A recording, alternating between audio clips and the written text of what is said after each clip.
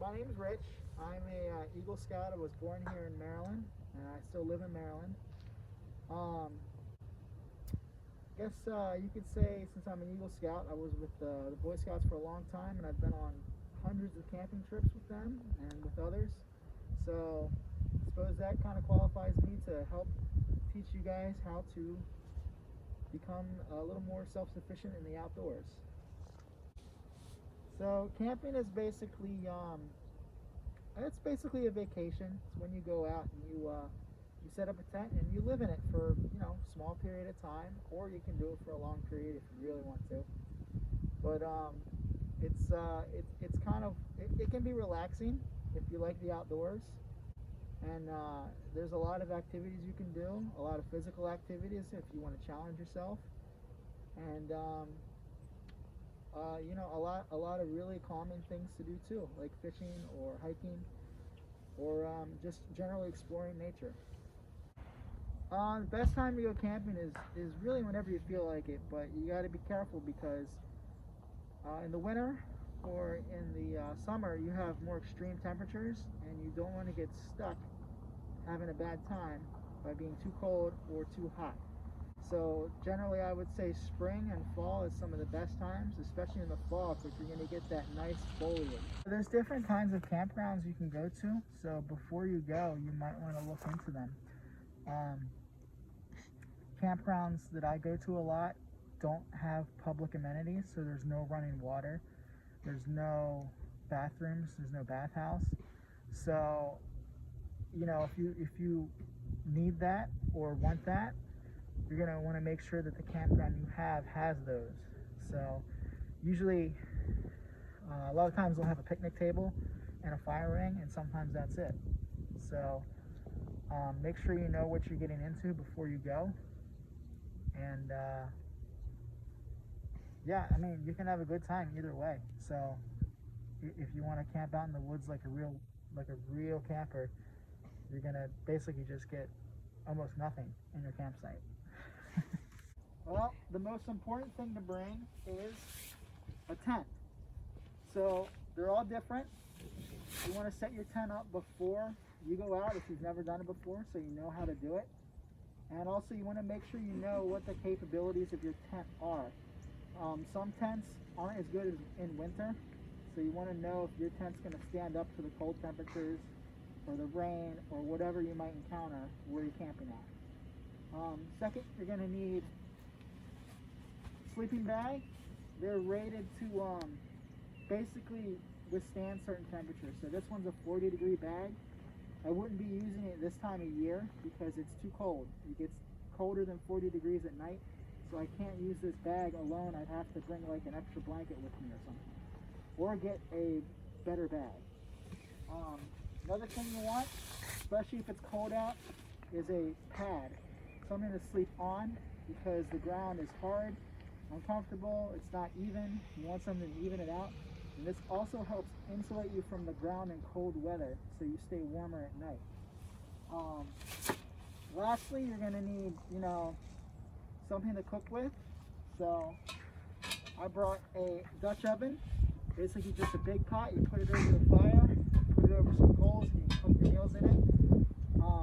Those are like the main things you need, plus your food, and you can get by. But really, you should also have flashlight, maybe a pocket knife with you, something that flips open and closes, that doesn't, it locks in place so you don't accidentally cut yourself if you need to cut anything, and whatever else you might need to eat. And you also need some water, so bring water with you.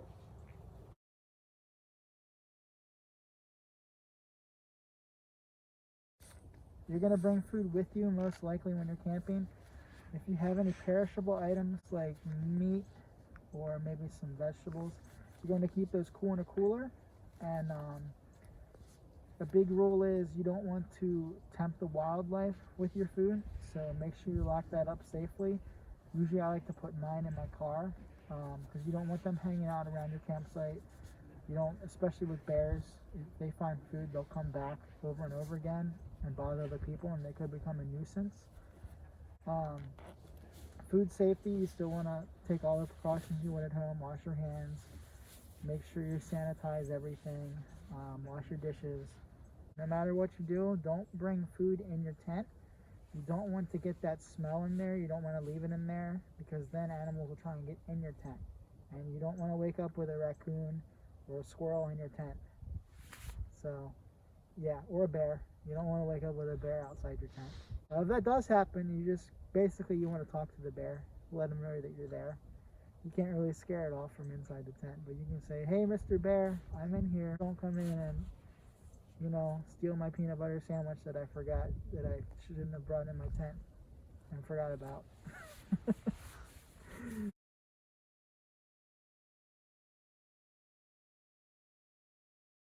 Like I said before, you're going to need to research the campground. They may have water there that's drinkable. If not, you have to bring it with you, or you have to try and purify it. So generally I bring 5-gallon jugs with me. And typical person should probably drink about 2 to 3 of these a day. In normal situations, if it's really hot out, you may need more. Or if you're doing a lot of physical activity, you may need more. When I go hiking, I like to bring a 2-liter water bladder with me, which is a soft kind of water bottle that goes in my backpack, and then I have a straw that comes out, and I just drink out of the straw. That's what I do when I go hiking. Sometimes I just bring this if it's a short hike. I can do 10 miles with 2 liters. So it depends on how hot it is, depends on how far you go.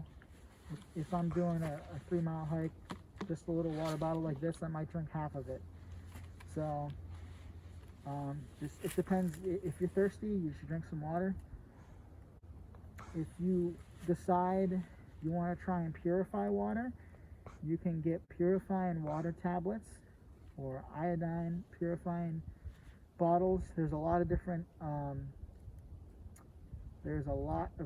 techniques to do. You can just take water right out of the stream, filter it as best you can, and boil it for 10 minutes. That'll kill all the germs in it, but it won't get rid of any chemicals that might be in the water. So you want to make sure your source isn't like downstream from some kind of chemical plant that might be releasing who knows what into the water, or some kind of mine shaft that's releasing a lot of weird minerals in the water. So for that, you can also use a filter. They make water filters that filter down to absolutely minuscule amounts of debris in the water. So those are pretty safe. They're very good. They're a little expensive, and they gotta be cleaned every now and then or replaced. But they're typically what you bring backpacking, because you don't usually have a source of water that you can just drink from. You got to get it out of the streams or a pond or something. And the filters are actually good enough. You can put them in basically a mud puddle and get water out of it. The safest way would be to boil it, as I said before. You want to bring it to a rolling boil for 10 minutes. If you can't boil water, the only other thing you can do is drink straight out of a water source. You want it to be flowing water, not stagnant, not like from a pond. And typically you'd want to try and find it, I would say, as close to a source as possible. So more like a spring where it's coming out, not where it's like a big river, because you're going to get all the stuff upstream in the water that you're drinking. Now if it's moving water, it's better for less bacteria, but there can still be things in it that you don't want to drink that will make you sick. So it'll be a tough situation, but if you got to drink water, you got to have water. Like, you're going to have to drink it, So yeah, it's the only thing you can do. One of the things, if you're drinking water, you need to know what's above the water. So I know above this water is a field. And they grow crops in the field, and that's not too bad, but they probably use manure as a fertilizer. So that's all going to wash down into the stream, and you're not going to want to drink it because it could have bacteria in it. Plus, it's not really flowing that much. The turbulence in the water decreases bacteria because they can't live in it. It's too violent for them, I guess. And it's really not that flowing enough to really drink out of it at this point.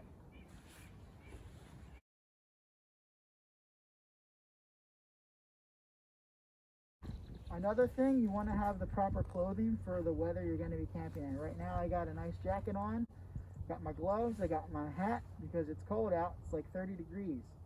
Now what I should do is dress in layers, but I didn't today. I just have a t-shirt on underneath because we're not really doing anything physical. But if you're going to be hiking and moving around a lot, you want layers so you can take those off if you get too hot. And then if you get cold, you can put them back on again. You should have a first aid kit with you, and you should know what's in it. Most of the things you're going to encounter when camping is just simple cuts and scrapes. So you should have the supplies to treat those, you know, a little antiseptic ointment, band-aids, and so on and so forth. Of course, you're going to want to clean your wounds with soap and water as soon as you can. Another thing that you could have is burns. Just because you're probably going to make a fire, you're probably going to be cooking, you can burn yourself.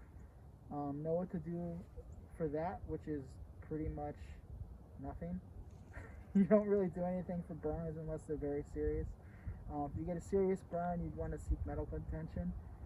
Otherwise, you just keep it clean. Don't put like ointments or weird things on them. All old wives' tales. You don't want to put like butter or mayonnaise on your hand after you burned it. Also, of course, you want to know how to contact someone in case there is an injury. You might not have cell phone reception where you are, so it's always safer to have a buddy system. So if someone gets injured, you can go and send someone to get help.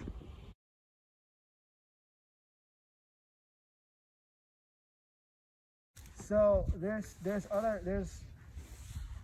options for that. You can dig what's called a cat hole, where you dig a hole in the ground, do your business in that, and then cover it back up. And you would traditionally mark it with a stick pointing up, so you know where it is, and other people know that, hey, maybe I shouldn't dig here.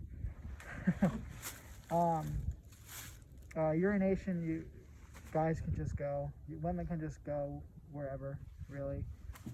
That doesn't really affect too much. You just don't want to do it too close to running water, so it doesn't wash into that, in case that's like a water source for somebody. Typically, I believe you want to stay 50 yards away from running water, or any water really. You don't want to go near a pond either. Or you can bring, which is what I do, you can bring your own toilet, which is basically you would have a bucket with a lid shaped like a toilet seat, and do your business there. We have a pop-up tent. Looks like an outhouse. It's basically a portable outhouse. So yeah, those are pretty much your options when you don't have a bathhouse nearby. Honestly, I don't ever use any of that. Generally, if I need to bathe, I'll heat up water and use the same tent I was talking about earlier, just like a little 3x3 size tent, bathe inside that. But generally, I don't really need to bathe because I'm only out for a couple days. Or if it's a longer trip, I usually get the campsite with a bathhouse, so I don't have to worry about it. Okay, so basically, to start a fire, you're going to need something to start the fire with, like matches or a lighter, flint and steel. You could use a magnifying glass. You can use a 9-volt battery with steel wool. That creates sparks. Something with sparks, something with a flame. And what you got to do first is you got to gather small material, like dried leaves. Dried leaves are good, but what's the best thing to use is dry grass. Get a lot of dry grass together, which we don't really have any right here. And then you can put some dry leaves on top of it. And then you're going to build around that using small sticks, the smallest you can find, and gradually get bigger and build it out a little bit. You got to leave a little hole so you can light it with whatever your chosen ignition source is, whatever your chosen fire is going to be initially, and it usually just springs up. Sometimes you got to blow on it to keep it to give it more oxygen, to give it more air to build up. But if you do it right, it should go pretty good. You don't want to do it like say I was going to make a fire. You don't want to do it just like right here. Because look at all these leaves. That fire is going to spread and you're going to cause a fire. So generally, when you're camping, you're going to have a fire ring. You only want to do your fire in the fire ring. It's usually going to be a steel round, kind of like a steel tire looking thing. Or it could be rocks. If you go out certain places, they have rock fireplaces. If you're in a wilderness situation, you could build one. It's going to take a lot of energy and you might not want to do it. So your best bet would be to clear as much away as possible in all directions and build it in the middle. Now, without an ignition source, it's basically impossible. You're going to need something to start the fire unless you can find a piece of flint somewhere out in the wilderness, which you might be able to do. You could use keys on the flint and make some sparks and get the fire going. It's very difficult.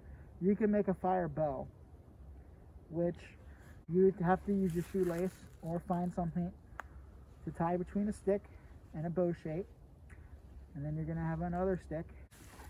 So it's going to be important to bring a knife with you, because if you want to make a fire bow, you're going to need a knife, and I don't have one with me, so I'm out of luck. What you would do is you would try and round an edge of a stick, probably a little thicker than this, and you would need a string tied between another stick, a nice pliable stick, maybe a live stick you can get off of a tree, which generally you don't want to do, but if you're in a survival situation and you need a fire, you're going to build a fire. Don't worry about, nature. You've got your string between your points. You have to wrap the string around your stick, and at the end you're going to have basically a larger piece of wood with a hole dug into it, and you need wood shavings in that hole. And you're going to take your fire bell and you're going to move it back and forth, which is going to turn the stick, and that creates friction down here, which will give you embers. They're going to be really small, so what happens is you're going to see smoke if you do it properly, and it might take a long time. It's a very a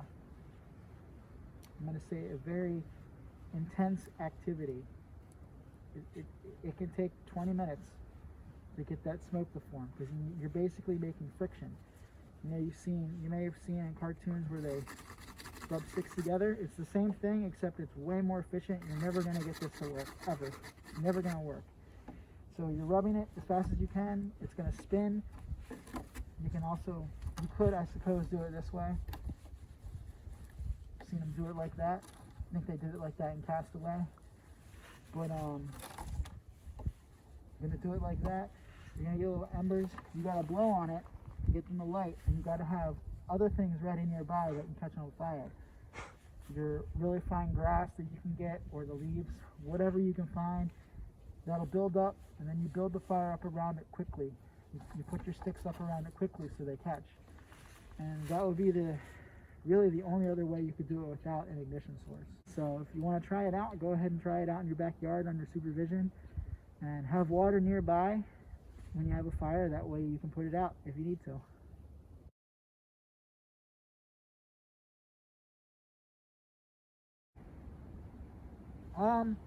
Ants aren't really too big of a problem. They bite you, they're going to hurt, but they're not, as long as they're not fire ants, you shouldn't have too much of a problem.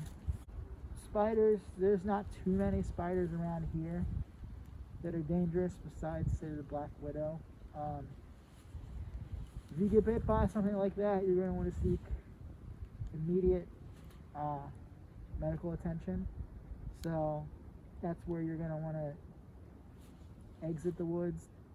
Things like venomous snakes and spiders, you don't want to raise your heart rate, and you're going to want to try and keep the bite wound, say you get bit in the hand, above your heart to help prevent the blood flow from circulating through your system.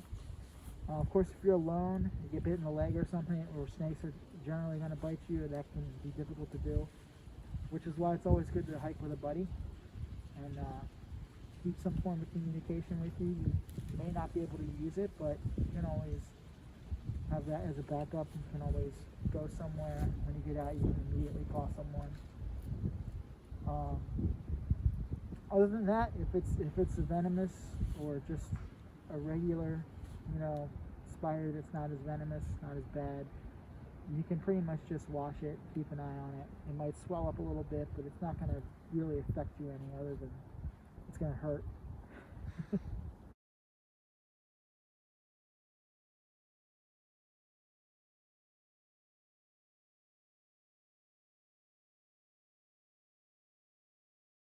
So the longest I've camped in one place, I would say, would be a week. And it was at a place with a bathhouse and running water, so we don't really have to worry about finding those things. But we did have to worry about keeping our food safe, like in a cooler. And, you have to think about cooking for a week time, how much food you need for how many people you have. It can be a lot if you have a lot of people. So you want to make sure you're going to cover all that and not have things basically thaw out or become inedible. Now, if you're talking about even more extreme camping, which would be like backpacking, where you're basically carrying all of your equipment and hiking to different campgrounds each day, for that, you're basically going to use non-perishable food items and freeze-dried food. So freeze-dried food, you just add hot water and mix it up, wait a while, and it rehydrates. It's definitely not as delicious as regular food, but it's certainly an option. You can do that. You can do that camping regularly as well. You don't have to bring fresh food with you. You can bring freeze-dried food and snacks and stuff to eat instead. It definitely saves on time, and it saves on equipment you have to bring, really, because you'll only have to bring, you can eat it right out of the bag. You don't even have to have a bowl. So it can be different. It's definitely a different lifestyle than you would be used to, but it can also, it can be fun. We used to do stuff like that all the time in Scouts. We would have competitions to see who could make fires with different things and basically score points. And it would be a long weekend trip where we would do this, and we called it Scout Olympics. So yeah, it was like a long competition. We did a lot of different activities, and that was one of them. All in all, as long as you take some common sense precautions, you should be okay camping. You should have a good time. You should be able to find stuff to do, especially if you like to go hiking or if you like nature in general.